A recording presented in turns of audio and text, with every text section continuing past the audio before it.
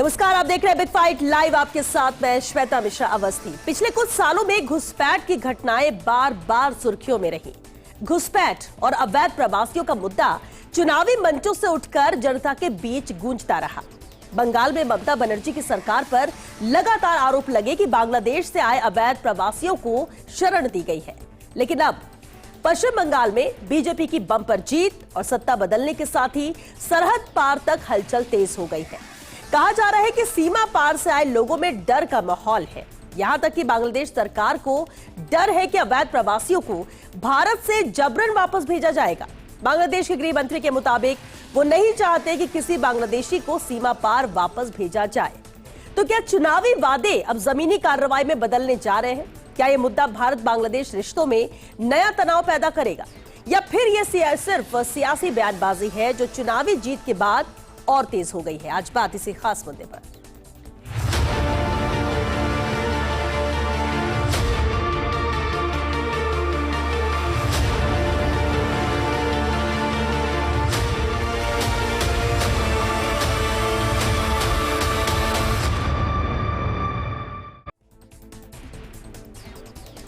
और जो इस खास मुद्दे पर चर्चा के लिए खास मेहमान हमारे साथ जुड़ चुके हैं, सबसे पहले उनसे रूबरू करा दे आपको। चर्चा में मौजूद है बीजेपी से प्रताप राव जी, स्वागत है प्रताप जी। प्रतीक सिंह जी हमारे साथ है, कांग्रेस से हैं, स्वागत है प्रतीक जी आपका भी। कर्नल देवानंद जी हमारे साथ, रक्षा विशेषज्ञ, शामिल है चर्चा में, बहुत स्वागत है देवानंद जी आपका। और साथ ही विषय विशेषज्ञ एकलव्य सिंह जी भी मौजूद है, बहुत स्वागत है एकलव्य जी आपका भी। बेहद खास मुद्दा है क्योंकि अब तक पश्चिम बंगाल में चुनाव क्या होता है, इसके बाद परिणाम क्या होते हैं, और अब सरकार वहां पर बनने जा रही है, लेकिन मुद्दों को लेकर कितनी गंभीरता दिखाई जाएगी? प्रताप राव जी आपसे ही शुरुआत करना चाहेंगे। घुसपैठियों का मुद्दा सबसे बड़ा था पश्चिम बंगाल में, जिसे लेकर बार बार ममता बनर्जी को भी घेरा गया। अब जबकि कमल खिल चुका है पश्चिम बंगाल में, तो ये डर घुसपैठियों से ज्यादा बांग्लादेश तक पहुंच चुका है। क्या वाकई में घुसपैठियों का मुद्दा जो सिर्फ अब तक मुद्दा था, उसे का समाधान अब होगा, जमीन पर वो नजर आएगा, या सिर्फ चुनावी मुद्दे तक ही सीमित रहेगा? श्वेता, बांग्लादेशी घुसपैठियों का मुद्दा हमारे इस समय मीडिया में भले ही छाया हो बंगाल के चुनाव के बाद, लेकिन एक जर्नलिस्ट के तौर पे मैं बताता हूँ, 96 की बात बताता हूँ। 96 में मैं गंगानगर में रिपोर्टर था जी, और वहाँ बड़ी संख्या में बांग्लादेशी घुसपैठिए, उनको पाकिस्तान से घुसाया गया था और वहाँ क्रॉस बॉर्डर फायरिंग भी हुई, उसमें कुछ मरे भी थे। तो बांग्लादेशियों का हमेशा, घुसपैठियों का पाकिस्तान लगातार इस्तेमाल करता रहा है। 96 के बाद मैं बताता हूँ कि यहाँ जयपुर में गोपालबाड़ी, जहाँ अभी कई मॉल्स बन गए हैं, उसमें बहुत बड़ी बस्ती थी। उसके खिलाफ लगातार जब मैं रिपोर्टिंग करता था तो वहाँ लगातार कश्मीरी आतंकी वहाँ आके रुकते थे। वहाँ अब्दुल करीम टुंडा जैसा व्यक्ति वहाँ आश्रय लेता था लगातार। वहाँ दौलत खां जो बांग्लादेशी था, वो लोगों को यहाँ लाता था और राजस्थान और जयपुर के माध्यम से बॉर्डर तक बांग्लादेशी जाते थे। देखिए, जब 2007 में जयपुर में यहाँ बम फटे थे, बम विस्फोट हुए थे, उसमें 2007 की बात है, 2007 में जब बम विस्फोट हुए थे, उसमें जो जितने भी करियर थे वो सारे बांग्लादेशी थे। तो इसलिए बांग्लादेशी घुसपैठियों की समस्या ये लंबे समय से चली आ रही है। निश्चित तौर पे भारतीय जनता पार्टी लगातार इस विषय को उठाती रही। अडवाणी जी जब भारतीय जनता पार्टी के अध्यक्ष थे, उन्होंने बहुत बड़ी जोर जबरदस्ती के साथ इस मुद्दे को उठाया था और बांग्लादेश के खिलाफ प्रदर्शन भी हुए थे। तो इन सब मामलों को लेकर भारतीय जनता पार्टी लगातार, उसकी एक नीति रही है कि बांग्लादेशी घुसपैठिए जहां भी हैं उनको निकाला जाना चाहिए, क्योंकि हम जानते हैं कि किस तरह से उन्होंने भारतीयों के जो अधिकार हैं उनको हनन किया है। बड़ी संख्या में बांग्लादेशी घुसपैठियों ने आकर बंगाल, पूर्वी भारत और असम का डेमोग्राफी चेंज कर दिया है बड़ी संख्या में। इतना ही नहीं, हम तो देश के दूसरे स्थानों में भी देखते हैं जहां बांग्लादेशी घुसपैठिए आए हैं, उस इलाके का डेमोग्राफी चेंज हो रहा है। ये डेमोग्राफी चेंज होना ही नहीं है इतना, रोजगार के संसाधनों पे भी उनका अधिकार हो जाता है। जितनी सरकारी योजनाएं होती हैं उनका भी सारा लाभ उन विदेशी घुसपैठियों को होता है, जिसका जो मिलना चाहिए हमारे भारतीयों को। तो ये सारी समस्याएं हैं, इसके खिलाफ भारतीय जनता पार्टी लगातार सक्रिय रही है। देखिए, भारतीय जनता पार्टी की सरकार बंगाल में आते क्या असर हुआ कि बांग्लादेश की सरकार को, वहां के गृह मंत्री को भी चिंता करनी पड़ी। यानी कि सबको पता है, देश में हो चाहे विदेश, सबको पता है कि भारतीय जनता पार्टी की सरकार घुसपैठियों को बर्दाश्त नहीं करती। वो ना बिरयानी खिलाती, ना अपना वोट बैंक बनाती। जिस तरह से लगातार कांग्रेस, टीएमसी और दूसरे दलों ने इनको वोट बैंक बनाकर पालते रहे, इनको गिरहबान का सांप बना दिया, भारतीय जनता पार्टी इसके सख्त खिलाफ है। और उसी का असर है कि बांग्लादेश में ये मैसेज पहुंच चुका है, ठीक है, कि अब बड़ी संख्या में बांग्लादेशी जो घुसपैठिए थे वो भारत से वापस बांग्लादेश आएंगे। वहां मैसेज पहुंच चुका है, टेंशन वहां भी बढ़ गई है, लेकिन कितनी जल्दी एक्शन होगा, अब इंतजार इसको लेकर भी है। लेकिन इकलव जी, अब बांग्लादेश घुसपैठियों को लेकर बहुत सारे मुद्दे थे, सवाल जवाब होते रहे, सरकारें वहां पर भी जब बदली, या केंद्र की सरकार की भी बात कर ले तब भी प्रमुख मुद्दा रहा है और दावे भी किए जाते रहे कि हमने कितने घुसपैठियों को यहां से खदेड़ा है। लेकिन अभी ये कितना जरूरी है कि जो कहा गया उसे किया जाए, और भारत की सुरक्षा के लिहाज से भी? देखिए श्वेता जी, मैं समझता हूँ कि ये राजनीतिक से ज्यादा ये एक अंतर्राष्ट्रीय संबंध और जो राष्ट्रीय सुरक्षा होती है उसका मुद्दा है। इसकी पृष्ठभूमि थोड़ी सी समझनी पड़ेगी। देखिए, कई बार बड़ी अनोखी और विचित्र घटनाएं होती हैं। क्या अभी से पहले आपने देखा है कि कोई अमेरिकी राष्ट्रपति भारत के प्रधानमंत्री को उसकी पार्टी की एक राज्य में जीत दर्ज करने की बधाई दे रहा हो? ऐसा कम ही होता है। देखिए, सच ये है कि एशिया के रीजन में जो सबसे बड़ा कॉम्पिटिटर अमेरिका का हुआ करता था वो चाइना हुआ करता था। और अब पिछले कुछ वर्षों से जिस तरह से भारत उभरा है, और पिछले कोई, मैं नहीं कह रहा कि सिर्फ मोदी राज में, पिछले 20-25 वर्ष में जो भारत की एक ग्रोथ रही है, उसके अब कहीं ना कहीं अमेरिका को लगता है कि भारत को भी हमें कैसे रोकना है। और मैं ऐसा समझता हूं श्वेता जी कि अब देखिए, लड़ाई तो हो नहीं सकती, लड़ाई तो वो ईरान से भी नहीं कर पा रहा। तो जब लड़ाई नहीं कर पाते तो आप क्या कर सकते हो कि जो देश है उसको पॉलिटिकली डिस्टेबलाइज करने की कोशिश करते हो। और देखिए श्वेता जी, जब ये विकल्प होता है तो सच्चाई ये है कि वहां पे जो मुख्य पार्टी होती है, जो सरकार में होती है, उसके विरोध में जो सीमावर्ती प्रदेशों में जो उनकी मुख्य विपक्षीय पार्टी होती हैं वो उनको स्ट्रेंथन करते हैं। और मैं ऐसा समझता हूं, जो कि आपने और अभी पिछले कुछ समय में जो हमने देखा भी बांग्लादेश में होते हुए, जिस तरह से शेख हसीना को हटा के और वहां पे मोहम्मद यूनुस को इंस्टॉल किया गया, और तो मैं समझता हूं कि अमेरिका की स्ट्रैटेजी ये रही है कि बांग्लादेश को एक एसेट बनाना और तृणमूल जैसी पार्टियों को अपना एक प्रोजेक्ट बनाना। और अभी क्योंकि वहां पे भाजपा की सरकार बनी तो वो प्रोजेक्ट फेल होता हुआ दिख रहा है। इसके लिए अभी एक बड़ी फेमस इंटेलिजेंस रिपोर्ट भी पब्लिश हुई थी, जिसमें बताया गया था कि जो जमाते इस्लामी पार्टी है बांग्लादेश की, जिसने कि सीमावर्ती इलाकों में इस बार करीब बीते चुनावों में बांग्लादेश में 64 सीटें जीती, तो उनकी जो फंडिंग हुई थी, वो जो चिट फंड स्कैम का जो फंड्स डाइवर्ट करे गए थे, उसकी ट्रेल को एस्टैब्लिश किया गया था।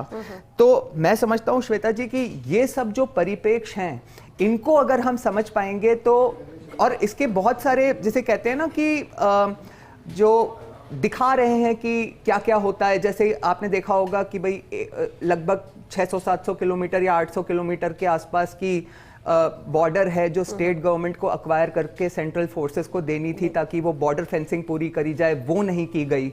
तो इधर से जो घुसपैठ होती रही, और यहाँ पे आके अब डिस्टेबल, भाई डेमोग्राफी बदलेगी तो देश डिस्टेबलाइज तो होगा ही ना।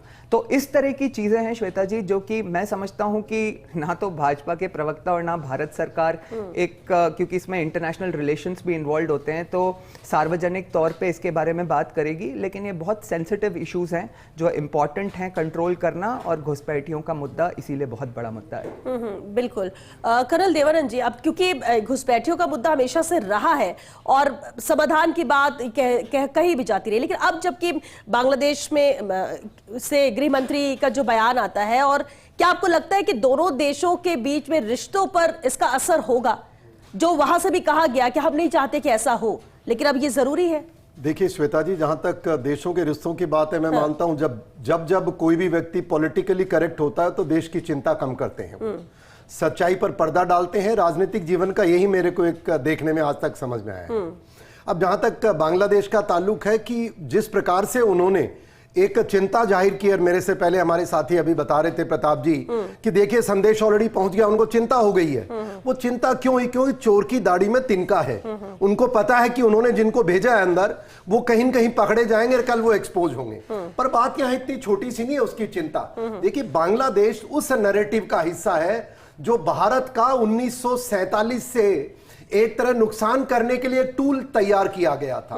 आप देखिए मुनीर हाट है, मुनीर हाट और जो हमारा जिसको चिकन कॉरिडोर हम कहते हैं 22 किलोमीटर का, ये क्या कारण था कि जब भारत के टुकड़े हुए, ये कौन ताकतें थी जो उस समय ताकत में थी, जो दो देश के विरोध में काम कर रही थी? उन्होंने 22 किलोमीटर का गलियारा छोड़ दिया जिससे कि कल भारत को ब्लैकमेल किया जाए। इधर ही नहीं, चिटागांव में 18 किलोमीटर का एक छोटा सा जमीन का टुकड़ा पूरे ईस्टर्न स्टेट को हमारे बे ऑफ बंगाल से जोड़ने की बजाय वो भी छोड़ दिया। पहली बात। दूसरी बात, जब 47 के बाद जितनी भी गतिविधि हुई, 71 में जब भारतीय सेना ने इतना बड़ा बलिदान दिया, हजारों की संख्या में सैनिकों ने अपने जीवन का बलिदान दिया, उसके उपरांत वो कौन सी ताकतें थी? तब भी इस मसले को लेकर के एनक्लेव का हिस्सा नहीं सुलझाया गया। और मेरा एक व्यक्तिगत मानना है कि बांग्लादेश जो आज का बांग्लादेश है, भारत का बंगाल था, तो कौन सी मजबूरी थी हमें उसको लेकर के एक राष्ट्र बना करके और दुनिया में हमारे भारत के सबसे बड़े एक बॉर्डर स्टेट बना दिया 4300 के आसपास किलोमीटर का। और ये इतनी बड़ी एक बॉर्डर मैनेजमेंट का इश्यू है जिसको लेकर के आज तक भी, अब थोड़ी देर पहले सही कहा कि वेस्ट बंगाल की जो वहां की हमारी पुरानी सीएम महोदय थी, वो जमीन नहीं दे रही थी फेंस बनाने के लिए। टोटल आज तक करीब 79% फेंस बन चुकी है और जो करीब 800 के आसपास किलोमीटर एरिया बचा हुआ है, विभिन्न कारण है, कुछ जंगल का इलाका है, कुछ मार्सेस है, कुछ नदी है, पर बहुत बड़ा जमीन का इलाका ऐसा है जो उस राज्य सरकार ने नहीं दिया भारत सरकार को। अब ये कौन सी घिनौनी मानसिकता है? राष्ट्रीय सुरक्षा में अगर आप दे दें तो लोग इन्फिल्ट्रेशन कम करेंगे, और यही नहीं। देखिए अब क्या होता है कि मानसिकता की मैं बात कर रहा हूं। बांग्लादेश भारत का मित्र नहीं हो सकता। आप चाहे जितनी डिप्लोमेसी लगा लो, चाहे जितनी अपनी लीपापोती कर लो, चाहे जितना पॉलिटिकली करेक्ट कर लो। आप देखिए थोड़े दिन पहले यूनेस ने क्या किया, एक नक्शा जारी कर दिया जिसमें भारत का ग्रेटर बांग्लादेश दिखा रहा है। और भारत देश में ऐसे कुछ कर्म जले थे जिनको इतनी अकल नहीं कि उसका विरोध करें। वो कहे नहीं नहीं, इन्होंने तो कुछ नहीं कहा। जब जिनकी मानसिकता भारत के विरोधी है, हमारे पूर्वी क्षेत्र पे या देश का कहीं भी नुकसान करने का, घुसपैठी आप देखिए, जब ये दौर आता है तो उन्होंने एक कॉरिडोर की बात की थी, सेंट मार्टिन आइलैंड की चर्चा हम सबने सुनी। अब जो भारत का दुश्मन चीन है, ये बिल्कुल जग जाहिर है, उनके साथ ये लोग बाग पूरे समझौते कर रहे हैं। मुनीर हाट के अंदर एक एयरफील्ड है जो द्वितीय विश्व युद्ध के अंदर इस्तेमाल किया गया था भारत द्वारा, पाकिस्तान बांग्लादेश नहीं थे, उसको अब ये चीन को दे रहे हैं। तो मैं समझ रहा हूं बांग्लादेश का जहां तक ताल्लुक है, एक ये जो घुसपैठी आ रहे हैं, बहुत मैं मानता हूं। लेकिन अभी आपने कहा ना कि भारत और बांग्लादेश भारत का दोस्त नहीं है, मैं नहीं मान सकता कभी होगा वो। ठीक है, जब दोस्त नहीं है तो वो क्या कहता है, क्या सोचता है, या क्या धमकी भरे लहजे हो, उससे कोई फर्क नहीं पड़ना चाहिए। यानी जो कहा गया है हमारे लिए जो सही है कि हमें सचेत रहना है, हमें उनको खदेड़ना और सचेत रहना है। मैं एक बात करना, आप सही कह रहे हैं, मैं एक बात खत्म करूं, सचेत रहना है। पर जो पिछले कुछ वर्षों के अंदर जो भारत के हमने सुरक्षा के नजरिए से सुधार देखा है, मैं ये कह सकता हूं हमारी सरकार बधाई की पात्र है और देश को इसी दिशा में आगे बढ़ते रहना चाहिए। जो थोड़ी सी फेंस बची है उसको भी ब्लॉक कर दो, कानूनी रास्ते ब्लॉक करो, चीन के साथ डिप्लोमेसी लाओ, और जिस प्रकार से कार्रवाई है, देश को एकजुट रहना चाहिए। जहां तक सुरक्षा और बाकी मामलों का, जहां देश हित के अंदर वहां देखिए ना किस प्रकार हमारे नागरिकों के साथ जो भारत से जो थोड़े बहुत आवागमन होता था उसका क्या नुकसान हुआ है। तो मैं मानता हूं सरकार अच्छा काम कर रही है। और अब सरकार के जिस नई सरकार जो बांग्लादेश हमारी वेस्ट बंगाल में बन रही है, अगर बांग्लादेश चिंतित है तो मुझे तो बहुत खुशी है कि you will soon be exposed.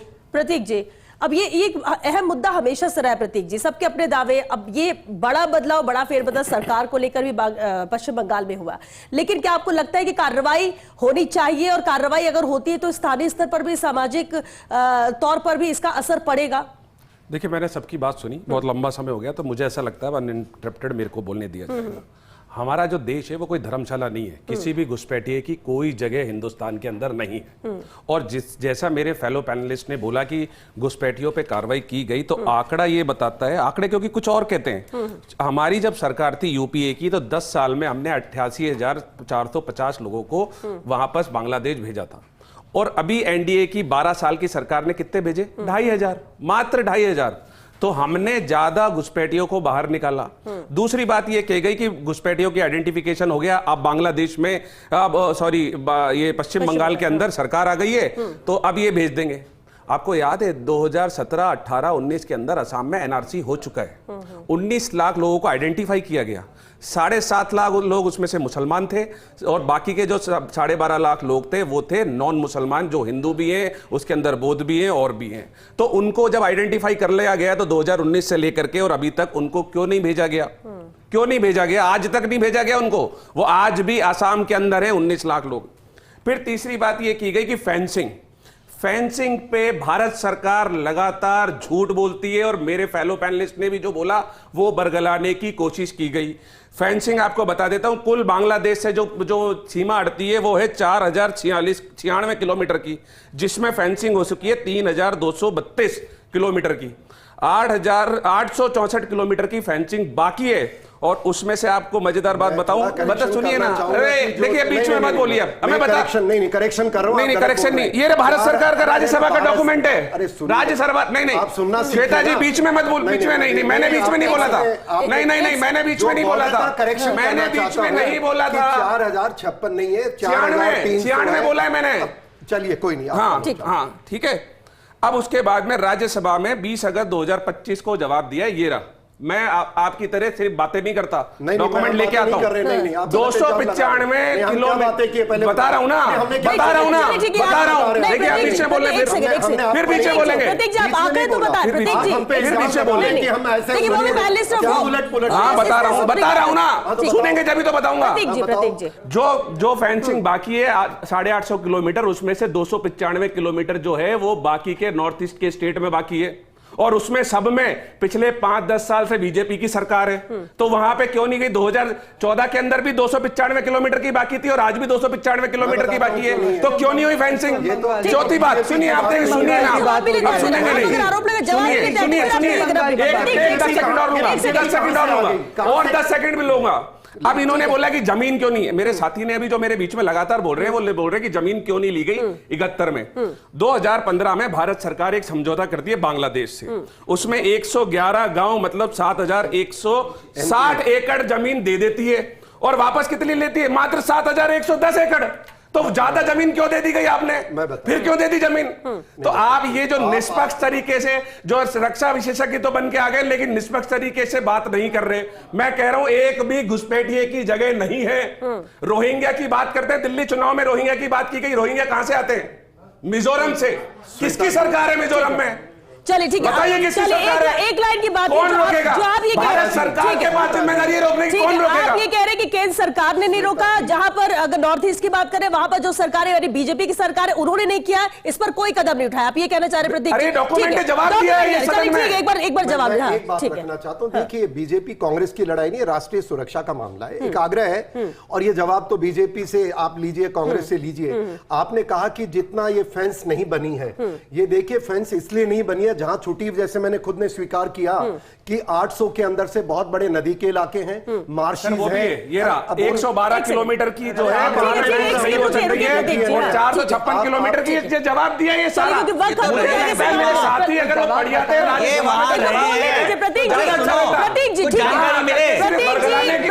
अरे क्या बांग्लादेश का साथ दे रहे हो क्या? सुनो तो सही, उनकी बांग्लादेश के साथ खड़े हो रहे हो? आपने 19 लाख लोग, अरे हमेशा आसामियों के साथ खड़े होते हो। तीसरी बात, हमेशा मुसलमानों की क्यों नहीं गलत? वो 19 लाख मुसलमानों की बात होती है, 19 चिल्ला जाते हो। कहां है 19 लाख? क्यों इतनी परेशानी होती है? अरे घुसपैठियों से आप घुसपैठियों को संरक्षण देते हैं, आप क्या इतनी परेशानी होती है? आपके वोटर है वो, मुसलमान के नाम में आपको जिता रहे हैं। प्रतीक जी प्रतीक जी और आपके भी डॉक्यूमेंट प्रतीक जी एक सेकंड रुकिए प्रतीक जी रुकिए श्वेता जी एक बार इन्फिल्ट्रेशन की बात लोगों को मेहमान को बना रखा है सरकार ने। 1900 क्यों नहीं है? लोग आपकी बात क्यों नहीं बेचते? प्रतीक जी एक सेकंड रुकिए प्रतीक जी अगर आप सवाल करें तो जवाब भी लेने दीजिए ना, आप रिएक्ट करिए ना, जवाब प्रतीक सिंह जी मेहमान बना के बिरयानी खिला रहे हो, तुम खिला रहे हो, मुस्लिम आपके मेहमान है क्या? आपके यहाँ मुस्लिम लीग है, कांग्रेस श्वेता जी, ठीक है प्रताप जी, एक श्वेता जी, सेकंड में जवाब नहीं दीजिए, मुझे बहुत खत्म सुनाएगा ऐसे सर। अरे मुस्लिम लीग है, मुस्लिम अच्छा, लीग। 2 मिनट शांत रहेगा। मैं 1980 की बात कर रहा हूं। सर ठीक है सर, वक्त ही खत्म। अगर ऐसे करें सर तो वाइंड अप करना पड़ेगा। एक सेकंड रुकिए। इन्फिल्ट्रेशन कौन करता है? सफाया। शॉर्ट में सब जवाब 1980 मुझे से लेकर के अच्छा जब ये लगा। आतंकवाद और जिस प्रकार से इन्फिल्ट्रेशन बढ़ने लगा, तो भेजा ये क्यों नहीं 14 अरे से रुकने 21 यार, तक? तो ये फैसला क्यों नहीं भेजा? अरे, हम तो 2,500 लोगों को क्यों भेजा? 1980 2000 तक किसकी सरकार थी? 2000 तक किसकी सरकार थी? बचाओ। कौन आप कह रहे हो, आप बिरयानी खिला रहे हो, ठीक है। आसाम में वो आपके अरे, वोटर प्रताप जी, हैं, एक सेकंड उनको प्रतीक जी, बताइए। प्रतीक जी रुकिए जरा, प्रतीक जी, प्रताप जी एक सेकंड रुकिए। प्रताप जी, अभी एकलव जी आपने एक बात कही थी कि ये राजनीतिक मुद्दा नहीं है, सुरक्षा के लिहाज से बात है, लेकिन फिर पॉलिटिकल हो गया कि आपकी सरकार में क्या था, नहीं था। सवाल ये है कि आज के वक्त में अगर नहीं भेजा गया तो क्यों, और अगर सरकार पश्चिम बंगाल में बन गई है, 19 लाख लोगों को तो क्यों अब नहीं भेजा आगे गया? क्या, अब आगे और कब क्या भेजा जाएगा एकलव जी? उन 19 ठीक है, लाख ठीक है लोगों को? प्रतीक क्योंकि जी, मुस्लिम ठीक है। लीग कांग्रेस थी वहां, इसलिए नहीं भेजा गया। एकलव जी, कभी मुझे बात अरे, करने दो। इंडिया की बात मत करो, देश प्रतीक जी, प्रतीक इंडिया के जी, खिलाफ थे, हमेशा भारत के मुसलमानों के खिलाफ थे, संविधान के खिलाफ थे, प्रतीक जी, महात्मा गांधी के खिलाफ थे। आप तो देश उन्होंने टाटा कर दिया। वही शामिल प्रतीक जी, कर दिया। प्रतीक जी, एक सेकंड रुकिए। अंग्रेजों की आर्मी में भर्ती कराने वाले लोग ठीक है, प्रतीक जी, बस ये- खत्म एक मिनट खत्म। रुकिए, देखिए रुकिए। श्वेता जी, ऐसा है कि मैं यही कह रहा था कि देखिए प्रतीक जी ने भी जो तथ्य दिए ना आसाम वगैरह के बारे में, वो गलत नहीं है, सच्चाई यही है। जो बॉर्डर फेंसिंग की बात करी गई वो सब भी सही है, परंतु देखिए श्वेता जी कि हमें ये देखना पड़ेगा कि अभी सेंसिटिव रीजन कौन सा है, समस्या कहां पे है, वायलेंस कहां पे हो रहा है, कहां पे घुसपैठिया आके ऐसा हैवॉक क्रिएट करते हैं कि हमारे भारतीय मारे जाते हैं। आपने देखा होगा ना कि वहां पे पॉलिटिकल वायलेंस कैसा होता है, असम में हुआ वैसा पॉलिटिकल वायलेंस नहीं हुआ ना, यहां हो रहा है। तो सेंसिटिव रीजन पे, और अब देखिए जो ये जो पूरे पूर्वी भारत का जो पूरा हिस्सा है ना, तो अब तो मतलब भारत सरकार के पास या भारतीय जनता पार्टी के पास ना कोई रीजन है और ना मतलब कोई एक्सक्यूज होगी कि जब पूरे पूर्वी भारत में लगभग सारे राज्यों में आपकी सरकार है तो उसकी पूरी जिम्मेदारी, तो मुझे लगता है इसमें प्रतीक जी, प्रतीक जी मैं नहीं आप सही कह रहे हैं। देखिए श्वेता जी, वहां पे भी मैंने आपसे पहले अमेरिका के इंडल्जेंस की बात करी थी ना, इसमें मणिपुर में भी मैं आपको कह सकता हूं कि जो वहां पे अच्छा खासा इंटेलिजेंस है कि वहां पे भी जो एक अनरेस्ट क्रिएट करने के लिए फॉरेन फंडिंग आती है उसके भी अच्छे खासे एविडेंस हैं। और मैं ये कह ही नहीं रहा कि मतलब अभी प्रॉब्लम्स नहीं है, मुझे ऐसा लगता है कि ये ऐसे राष्ट्रीय सुरक्षा के मुद्दों पे अब जैसे कि मैंने बताया पूरी पूर्वी भारत में जब ये सरकार है तो विपक्ष को भी एक बार साथ खड़े होके 2 साल पहली बात में वही नहीं सकते। धर्मशाला थोड़ी है बांग्लादेश में बाहर भेजने वाले क्यों नहीं भेज रहे हैं आप? 19 लाख लोगों इनका तो वोट बैंक ही चला गया बांग्लादेश। श्वेता जी देखिए, अभी तो बांग्लादेश में चुनाव लड़ना पड़ेगा। 19 लाख लोगों के पीछे बार-बार यहाँ पे कोई समस्या नहीं बार-बार एक ही मतलब छोटी अभी वो बात से- अभी तस्वीर देखिए, पश्चिम बंगाल में बदलने की जरूरत है, पश्चिम बंगाल में बदलने की जरूरत है। चलिए क्योंकि वक्त खत्म, सर एक लाइन में वक्त खत्म हो गया। घुसपैठिए की जो बॉर्डर मैनेजमेंट की प्रॉब्लम है, ये पार्टियां तय करें किसके टाइम पर क्या हुआ। पर मैं 2001 का किस्सा सुनाना चाहता हूं, जब मैं बहुत सीनियर लेवल पे था। उस समय ऐसी हालत हुई थी, मेघालय की तरफ एक बॉर्डर क्लैश हुआ जहां बांग्लादेश की बॉर्डर गार्ड ने हमारे 16 जवानों को पकड़ करके ले गए, उनकी हत्याएं करके हमें उनके शव लुटाए। तो देखिए जो ये मैनेजमेंट के, अरे रुको यार, चुप रहना। जब वहां पर आराम से बात की करो बात आप। नहीं नहीं प्रताप जी की सरकार थी, चुप रहो, चलो, चुप करो, नहीं, ऐसी बात नहीं सुनूंगा। अबे बोलने दो, क्या होता है? बोलने दो, क्या होता है? तो बीच में क्या होता है? प्रतीक जी, इससे बोलना चालू किया तुमने। एक सेकंड, आपका प्रतीक जी, अरे अभी नहीं कर प्रतीक जी, एक सेकंड, चलिए ठीक है, क्योंकि वक्त खत्म हो गया। शुक्रिया शुक्रिया शुक्रिया शुक्रिया शुक्रिया, वक्त खत्म हो गया सर, वक्त खत्म हो गया सर, वक्त खत्म हो गया, ठीक है, चलिए ठीक है। सरकार थी 2001 में, मिर्ची क्यों लगी है? आप मिर्ची क्यों लगी बोलो ना, अटल जी की चलिए ठीक है सर, ठीक है, आप लोग अब गुस्से में आएंगे, कुछ और शब्द बोलेंगे, उससे अच्छा डिबेट ही खत्म करते हैं, वक्त खत्म हो चुका है। शुक्रिया शुक्रिया नहीं बनने लगी शुक्रिया थी, सर। तब तक ये लोग क्या कर रहे थे? चलिए, बहुत शुक्रिया आपको इस चर्चा में शामिल होने के लिए, बहुत शुक्रिया। देखिए मुद्दा बहुत गंभीर है। अब अगर सवाल उठाया जाए तो सवाल उठाना भी लाजमी है, क्योंकि घुसपैठियों का मुद्दा, बांग्लादेशी घुसपैठ आ रहे हैं, किस तरह से एंट्री हो रही, कैसे वो हमारा हक मार रहे हैं, सवाल जायज है। लेकिन अब क्योंकि अभी तक ये था कि हमारी सरकारें बहुत इजी रास्ता, इजी वे बनता है ये पश्चिम बंगाल से होकर जाने का, और वहां की सरकार सपोर्ट करती है, सरकार गिरा दी गई है, कमल खिल चुका है, जो वादे किए गए तब इंतजार वही कि उसे पूरा किया जाए। अब फिर भले ही हमारे पड़ोसी देश बांग्लादेश को दिक्कत हो, टेंशन हो या फिर वो कुछ भी धमकी दे, उससे कोई फर्क नहीं पड़ता है। लेकिन इतना जरूर है कि हिंदुस्तान के अंदर जो कहा गया है, जिस वादे के साथ सरकार आई है, उसे पूरा किया जाए। और उसे पूरा करने के लिए कितना वक्त लगता है, किस तरह से एक्शन मोड में नजर आती है, वो हिंदुस्तान देखना चाहता है। या फिर बाद में ये मान लिया जाए कि सिर्फ ये मुद्दा था, मुद्दा बना रहेगा क्योंकि ये 5 साल की सरकार है, 5 साल बाद फिर चुनाव होंगे, फिर कोई मुद्दा चाहिए तो कम से कम अवैध घुसपैठ का मुद्दा तो अब नहीं चाहिए, इसका समाधान होना चाहिए। इंतजार उसी को लेकर। चलिए इसी के साथ दीजिए इजाजत। नमस्कार।